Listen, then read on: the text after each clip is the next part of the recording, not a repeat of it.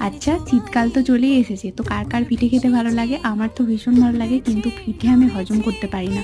সে যাই হোক, পিঠে তো বানাতেই হবে আর খেতেও হবে। যেহেতু বছরের একটা টাইমে এই পিঠে খাওয়া হয়, তো আজকে বানাবো পাটিসাপটা। তো তার জন্য সকালবেলায় ওই ভাতের চালটা, সেদ্ধ চালটা ভিজিয়ে রেখে দিয়েছিলাম। তারপরে এখানে ভালো করে রাত্রেবেলাতে পেস্ট করে নিয়েছি একটুখানি জল দিয়ে, আর পাতলা একটু ব্যাটারটা করেছি যাতে একটু পাতলা পাতলা আর ক্রিস্পি ক্রিস্পি হয়। শুধু চাল গুঁড়ি দিয়েছি, এর মধ্যে কোনো কিছু মেশানো নেই, শুধু চাল গুঁড়িটাকেই ভালো করে পেস্ট করে নিলে তার মধ্যে এবার নুন মিশিয়ে দিয়েছি। তারপরে সেটাকে তাওয়া বসিয়ে দিয়ে তারপরে তাওয়াটাকে খুব ভালো করে গরম করে নিতে হবে। গরম করে নিয়েই কিন্তু এই ব্যাটারটা দিয়ে দিলে যখন এটা আস্তে আস্তে সাইড থেকে উঠে আসবে, তখনই উল্টে দিলেই কিন্তু পাটিসাপটার যে মেন লেয়ারটা সেটা রেডি। তারপরে কিন্তু এখানে নারকেলের পুর ভরে দিলেই, তারপরে উল্টে পাল্টে একটু ঘি দিয়ে ফ্রাই করে নিলেই কিন্তু পাটিসাপটা রেডি। আমি তো বানিয়ে ফেললাম, তোমরা কবে বানাচ্ছো পাটিসাপটা কমেন্ট করে জানিও কিন্তু। টাটা।